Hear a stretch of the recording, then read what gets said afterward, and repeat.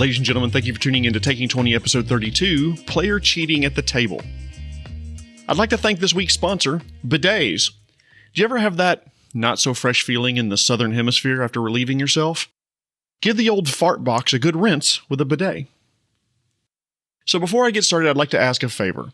If you like this podcast, and I sincerely hope that you do, tell somebody about it, because I'd love to see our listenership grow. I'd love to also get more feedback to feedback@taking20podcast.com. That 20 is the number 20. You can let me know what you like and don't like about the show. If you have any ideas for any upcoming episodes, I'd be happy to listen to them and happy to get those things recorded. I'll obviously credit you when I do. So if you listened to last episode, episode 31, where I talked about should GMs cheat, you know that I said that it's okay for GMs to fudge numbers and maybe even the rules to make good story beats. I have gotten some feedback on this one, and it's been fairly loud in some cases, vicious, but still appreciated. Some of you told me, I actually got a couple of emails that said the DM should never cheat, that the dice should determine everyone's fate, and the chips should fall where they may. If that's the way you run your game, I am definitely not going to tell you you're wrong. However, I think a little fudging can make for a better story, and it does give you another tool that you can have in your arsenal to pull out when you need it.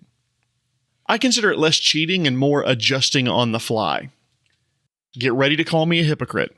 I said it's okay for GMs to do this. I don't think players should do what I described in the GM episode. It's cheating when they do it. What? You hypocrite! Players should not be able to play with the rules, adjust their die rolls, and make changes to what happens, because the die rolls, when it comes to players, should be sacrosanct. But it's not just die rolls. There are two different categories of types of cheating that we can talk about. I'm going to talk about types of cheating that you can do with dice, and some types of cheating that players do that doesn't involve dice. When it comes to with dice, there are 4 examples, but I'm sure if we all sat around, we could probably think of others. Number 1. Players fudge or lie about the numbers that they roll. They claim they rolled an 11 when the die actually says a 1. They say it's a 7 when in reality it's a 6. They roll the dice sometimes and they'll snatch it away so they can claim whatever number that they want. Or they roll their dice behind this massive pile of books, or even, as one player did, bring their own DM screen set up to roll behind. They roll with what I call the hover hand, where you roll the dice on the table and then they leave their hand over top the dice so they're the only ones that can see the number that was rolled. Sometimes this shows up at the beginning of campaigns when ability scores are rolled. Oh, I rolled the ability scores at home. So they show up to session 0 with, oh my gosh, this is awesome. I rolled all my ability scores at home and the lowest number I rolled was a 17. Let's just say I am more than a little dubious. Is it possible? Absolutely. And you know what? Me being a geek, I went and did the math. The percent chance that happened for 6 ability scores, rolling 3 dice and getting a 17 or higher on all 6 combinations of 3 dice, 4 billionths of 1%. So in other words, if you rolled 6 3d6s and totaled them up, that's going to happen once out of every 21.2 billion times you rolled the dice. It is hard to believe someone got that lucky rolling dice alone. Die rolls are in the game for randomness, and randomness means there's a chance for failure. So if they're lying about what the dice rolled, they're effectively trying to make sure they never fail when it comes to rolling an ability score, making a skill check, trying to roll to hit. Taking that randomness out of the game means you might as well just say, okay, how do you guys win today? Way number 2. What I affectionately refer to as, gosh, math is hard. I rolled a 9, my modifier is a plus 12, that means I got a plus 31. I'm not talking about the occasional mess up. Look, some people are good at doing calculations in their head and some people aren't. That's not what I'm talking about. Mistakes happen. I'm talking consistently doing the math wrong, and it seems to always be in the player's advantage. Multiple occasions over multiple sessions, weeks, months, or maybe even years. The player doing it so much that you start noticing it as a DM. Number 3, players that pre-roll dice. Rolling d20s before combat starts, and then when you ask for initiative, oh, they already have their value in front of them. So in between combats, you'll hear things like, and then suddenly it'll stop. And then you say, okay, what's your initiative? Oh gosh, I rolled a 19 plus my initiative modifier is a plus 5. That's a 24. That's called pre-rolling dice. So they roll before combat starts to try to get a high initiative modifier. Or they roll d20s multiple times in combat. It's not their turn and you can hear them. So you say, okay, Marcus, it's your turn. And over there, Jeremy's going, what you doing, Jeremy? Nothing. And then when it's Jeremy's turn, he just happens to already have rolled a high number to hit. Oh, well, so I rolled a 16 plus a 9. That's a 25 to hit. So what he's doing, he's pre-rolling his dice. He's basically trying to get multiple bites at the apple. It's cheating. And there are variations of this, by the way, rolling damage dice multiple times. So you'll hear them basically rolling multiple dice in their tray, picking up a couple every now and then. And, oh, look at that. On 3d6, I got a 5, 5, and a 6. Number 4, hitting the table after a roll. Trying to change the value that they rolled. So they roll a dice and they go, trying to change the number on the die. Oh, look, that went from a 3 to a 16. That's not bad. Look, we all get frustrated sometimes. I get it. Don't smack the table trying to get a better value. I mean, again, it's just a type of cheating. So let's talk about cheating not involving dice. Number 1, misleading the GM about where they were on the battlefield. This is obviously easier to do with Theater of the Mind. If you play your game Theater of the Mind without a battle map, the player could say, if you play the game Theater of the Mind without a battle map, the player could easily say, oh, I wasn't next to the river, I was behind the tree on the other side. No, I wasn't within melee range of that monster. You can even sometimes do it on the map. Battle map in front of you, and they will shift their miniature around the map, a 5-foot step here, a 5-foot step there, to make it more advantageous for them and less advantageous for the monsters. This is no different than playing chess and shifting the pieces around on the board where you want them when the other player looks away. Other types of cheating not involving dice. They'll change the values on their character sheet. They'll give themselves more hit points, better armor class. Sometimes they'll give themselves too many skill ranks or skill feats. Sometimes they'll claim their characters have abilities or capabilities that they just don't have. Again, cheating. 3, changing important aspects of the character's backstory. Maybe as soon as they find out that the adventure is moving to the Moonshae Islands, they say, oh, my character's from there. Hang on. I thought in Session 0 you said you're from the Western Heartlands. Nope, Moonshae. Always been Moonshae. Born Moonshae, probably die in Moonshae. Stop asking questions. Using dice or not, all of these things are cheating. Period. End of discussion. Hard stop. And honestly, they're variants of lying. You're lying about your character's stats, you're lying about what you rolled, you lied about where you're from, you're lying about where you are on the battlefield. But you may be asking, hold on, if the GM's allowed to cheat, shouldn't players be allowed to cheat as well to try to make it fair? Well, let's get to that. What's the crux of my problem with cheating is that it's unfair to the other players. It creates inequity.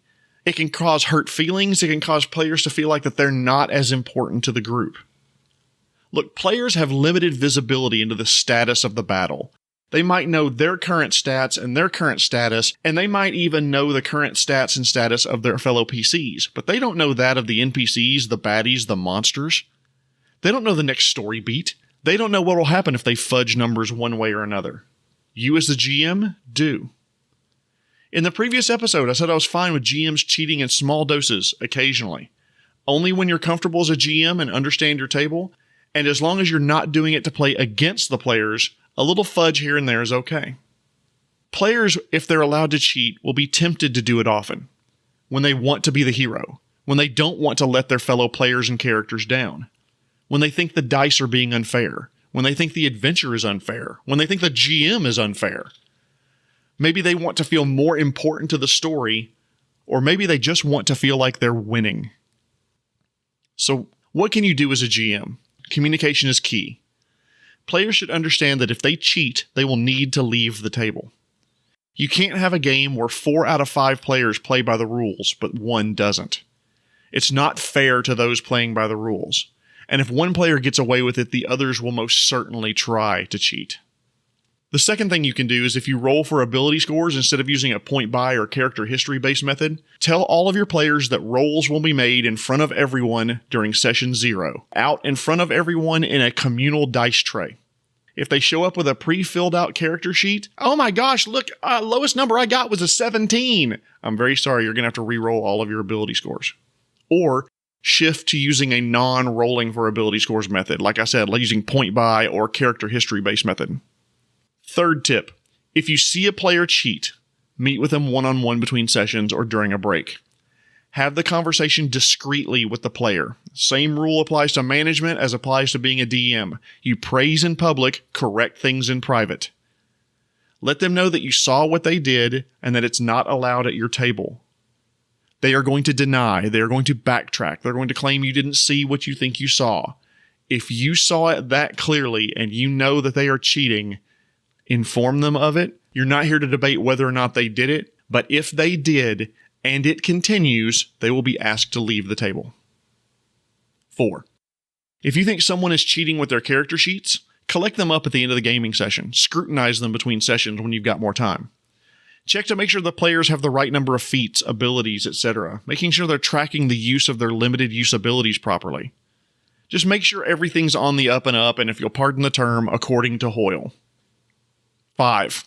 If one player comes to you and accuses another player of cheating, thank them for letting you know, but make sure you let them know that you're not going to tell them what happens next. What happens next will be between you and the player that was accused of cheating. You can choose to talk to that player if you want to, but personally, I just keep a closer eye on that player in the future to see if I can see the type of cheating that was described to me. 6.